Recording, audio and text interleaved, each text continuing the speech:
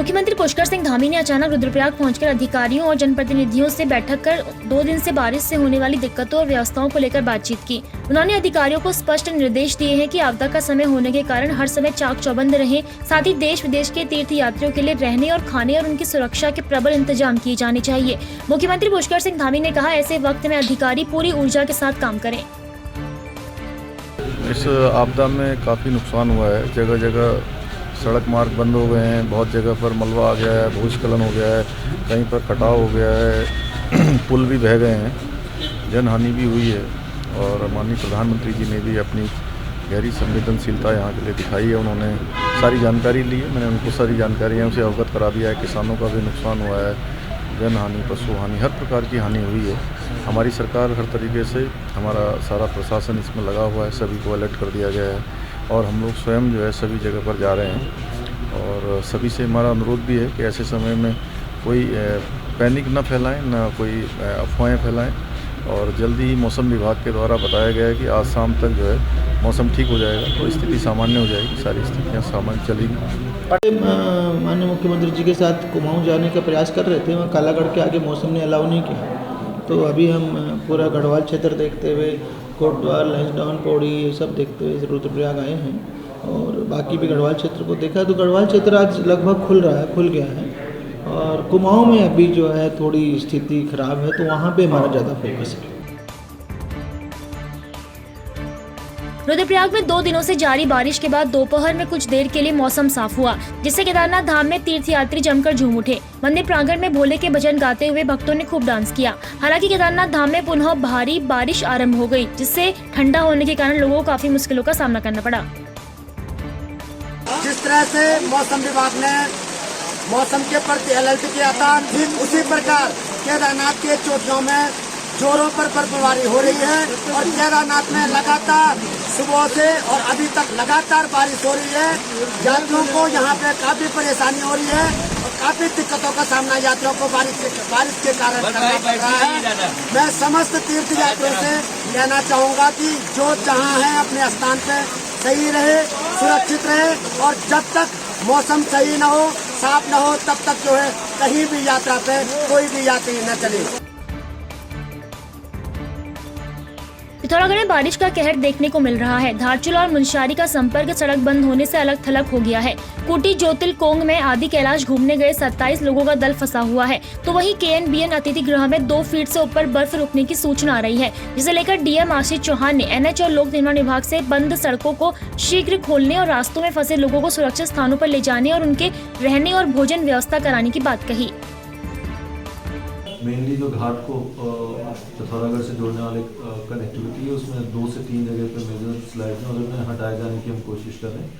और वहाँ जो व्हीकल स्टैंडर्ड है उनको हम लोगों ने सेफ प्लेसेस पर रोक रखा है, और वहीं पे उन्हें भोजन और अन्य व्यवस्थाएं करवाई जा रही है। जैसे ही रोड ओपन होती हैं, सुरक्षित स्थान पर लाएंगे। सिमिलरली अगर धारचूला की बात करें तो वार्निंग लेवल के आसपास हमारा रिजल्ट का लेवल पहुँचा हुआ है, अलार्मिंग लेवल पे। और लेकिन हम उसे कंटिन्यूसली मॉनिटर कर रहे हैं, और 1-2 जगह पे जो ब्रीच हुआ है उसके बारे में हम लोगों ने रिपोर्ट ली है।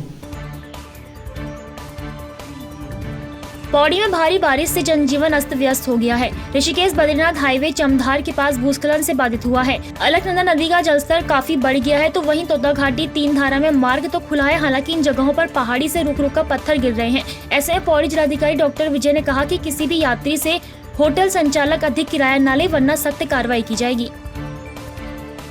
मैं अभी गौचर का रहने वाला हूँ। गौचर से श्रीनगर जा रहा था, तो अभी सुबह तो खुला हुआ था। अभी पता चला मुझे, कम से कम 8 बजे से यहाँ पे खड़ा हूँ। यहाँ पे हज़ारों की संख्या में यात्री हैं, खड़े हुए हैं, जो फंसे हुए हैं, और इससे कोई विकल्प नहीं है यहाँ से आगे जाने का। और प्रशासन ने पहले भी हाई अलर्ट जारी किया था, लेकिन कुछ लोग जो पहले से फंसे हुए थे उन्हें जाना ज़रूरी था, इसलिए वो अचानक यहाँ पे बंद होने की वजह से फंस गए हैं। ये जगह सिरोबगढ़ है।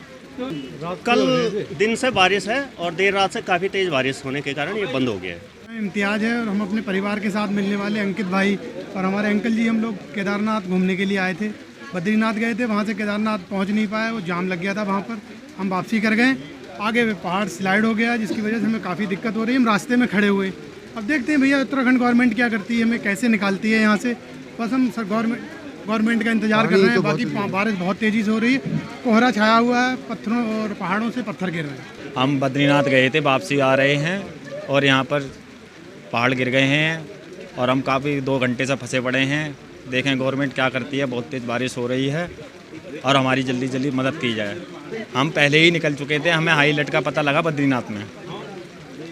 ऐसा लग रहे हैं हालात बहुत गंभीर हैं और हमारी जल्दी से जल्दी मदद की जाए।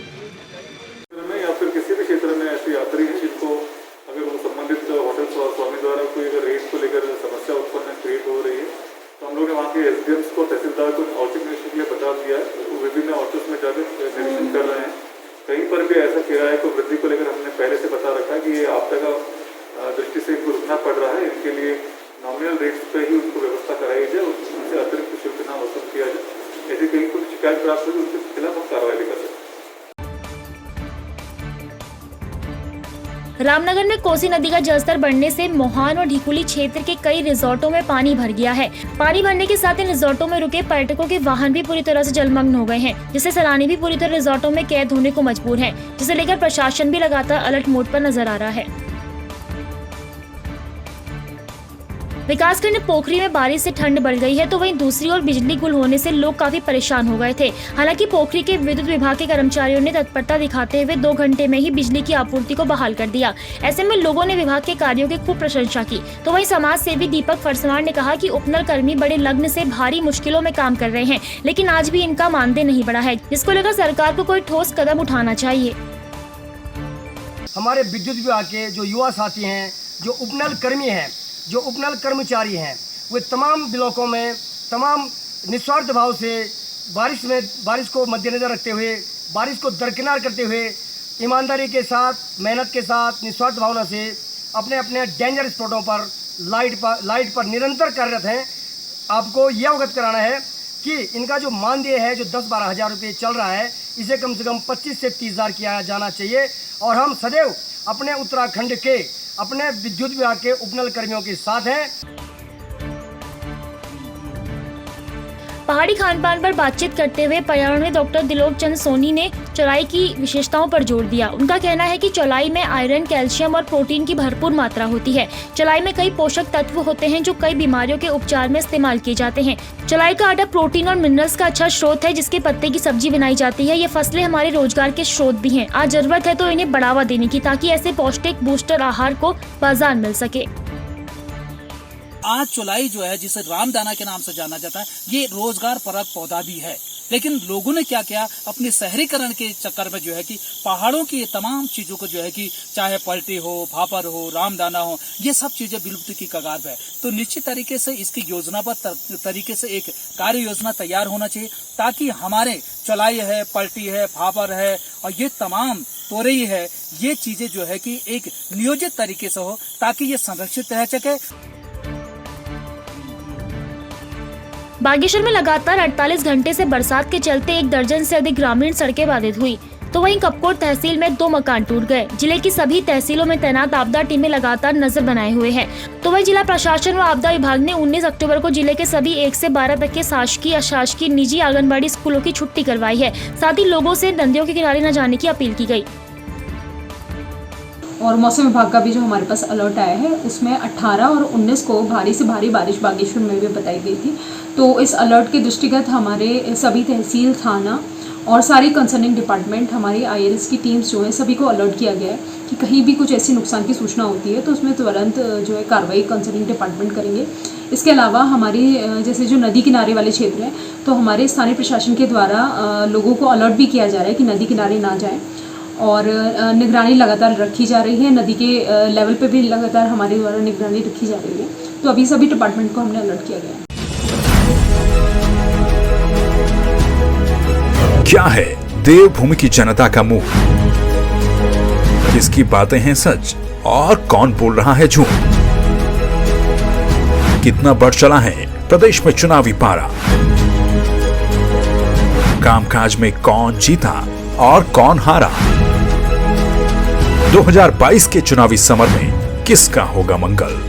देखिए देवभूमि का दंगल 2022 का विधानसभा चुनाव सिर्फ संवाद 365 पर।